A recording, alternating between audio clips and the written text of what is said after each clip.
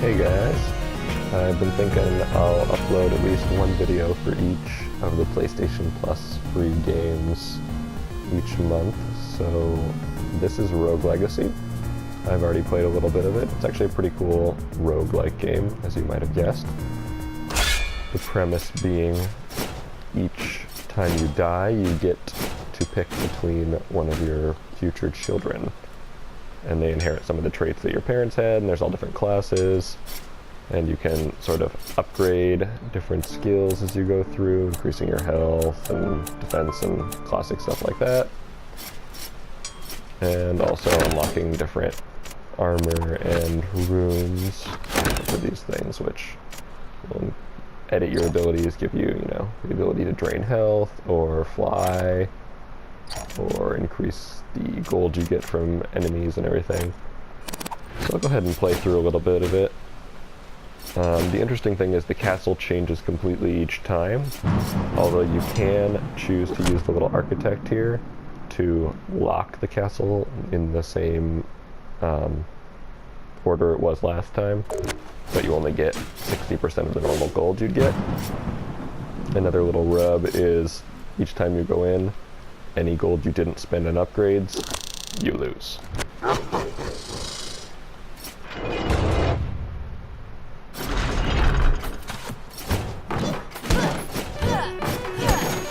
So, sort of your basic, hack and slash fare here.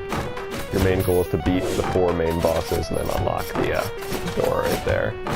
I've actually beaten it once through, so I'm on New Game Plus right now, which makes everything a little bit harder, but a little more beneficial too. So also, pretty much every character will start out with a spell that uses MP, obviously. What I kind of like about it is you're not specifically required to go through the castle any one way. You can find your way to any of the 4 different quadrants, although each time you start in the main castle area.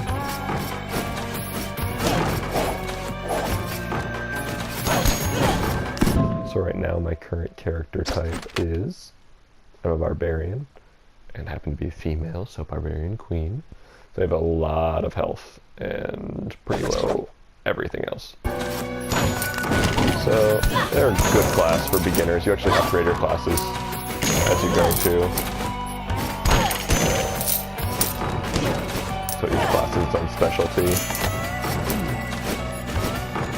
So like the Barbarian's specialty is they can use their little Barbarian yell, which sort of pushes everybody back.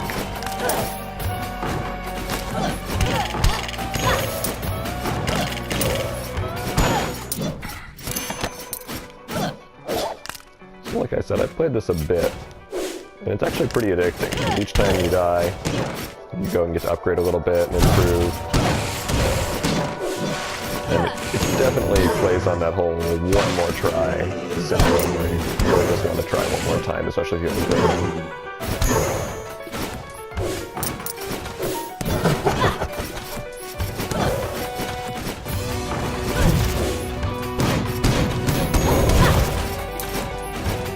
So this is one of the nice free games that was cross-buy, so I played a lot of it on the Vita too. So now I've entered into a different area. This is actually, I think, the 3rd hardest area. And I could always go back however I want, but you can sort of see that enemies are significantly harder and take quite a bit more hits. So I'll actually probably run back to the main first area, just for now, to at least try to explore that and expand. You can look at the map at any time too. And these are little teleports that let you teleport between any that you've passed.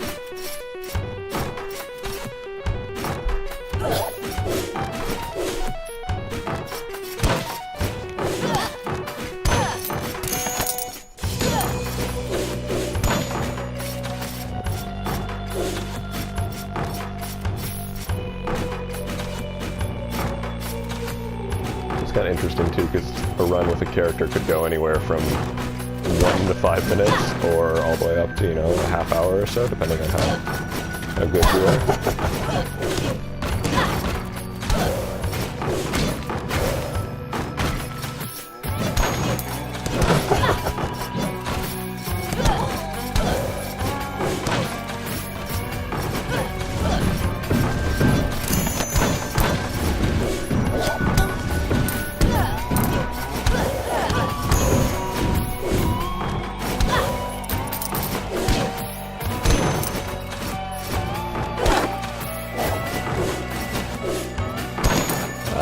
fairy chests are kind of an interesting take on everything. Each time you run into a room with one, there's a different objective. So like in this case, I'd have to fall all the way down all those spikes and somehow manage to not hit any of them.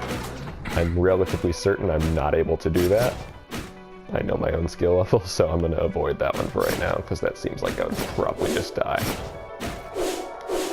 But the fairy chests usually contain more runes that you can unlock. Those things that I mentioned at the beginning that amend your skills. So I've talked about a few of them, but that particular one I don't think I'm going to be any good at, so I'm going to avoid it.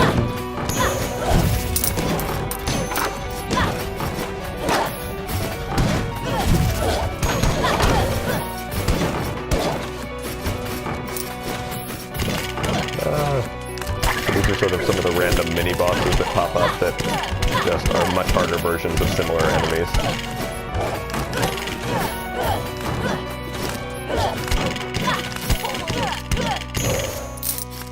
But they usually have a nice little cash bonus, and there's usually a chest after you kill them too. If I can manage to get this guy without dying. Ooh, that was close. So I unlocked a blueprint for a new armor piece that I can then buy as an upgrade in between character lives. So I'm going to try to explore most of this main first castle area before I go to any of the harder areas. Another mini-boss. I think I might just avoid this one because I'll probably die, so I'm going to run away. That's kind of a nice thing, except for bosses, actual bosses, you can pretty much run away as long as you just vacate the room. And so you can sort of take on whatever challenge you think you can handle each time. If you're low on health, you want to avoid anything super difficult.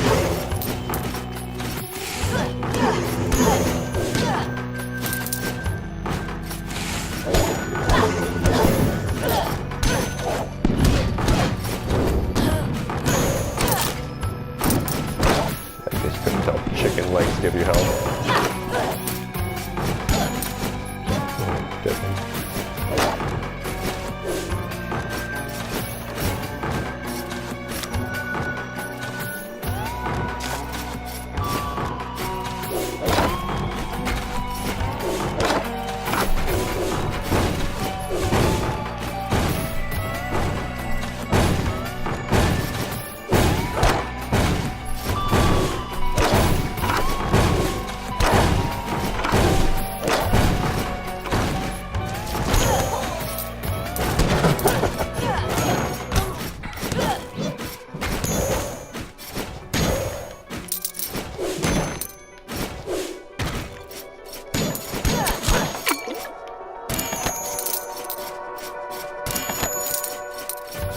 This will be the boss room here for this section. I've already beaten this one, so I'm going to avoid him, but you can always go back and refight them.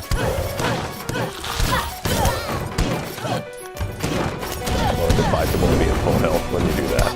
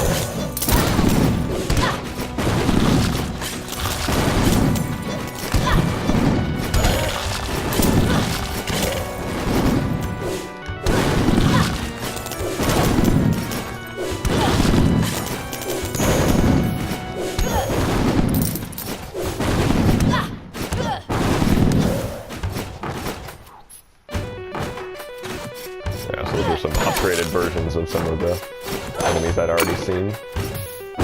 This would be the hardest area, I'm not going to go there. I'm going to run away from that for now. And that's kind of an interesting way this castle's set up too, is the hardest area is always down south or lower. This is the main easiest area. The second area is always to the right, and the third area is always up on top. So I'll see if I can hit that second area here. So this is the second area, so it's sort of to the right of the castle here.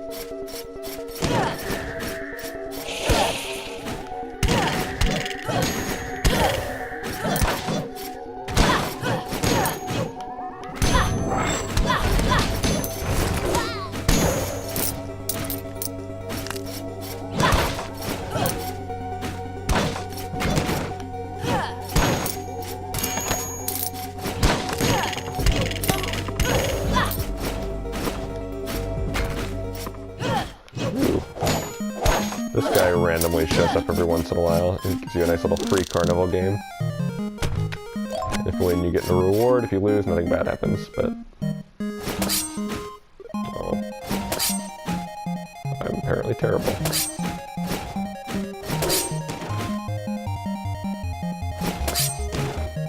a little better. Oh, no.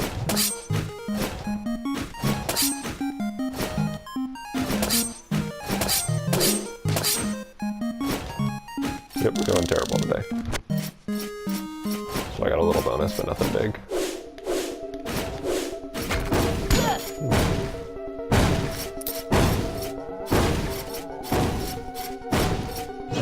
Oh, this guy too. I think I'm gonna avoid that one. You can give him 25% of your gold to try one chest. If you get it right, you get 3 times that back, which is nice, but I kind of have a lot right now, and it's not worth the risk.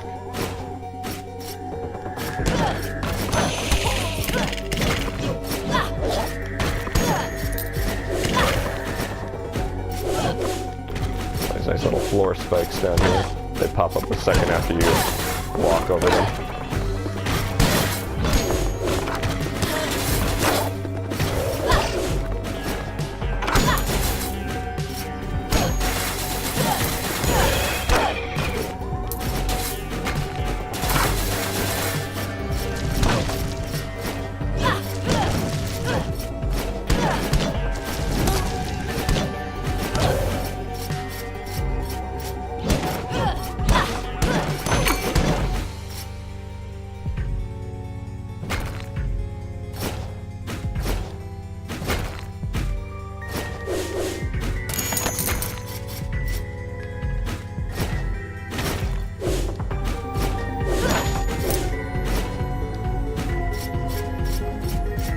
As you can see, this area is quite a bit more challenging than the last one. A lot more traps. Significantly harder enemies.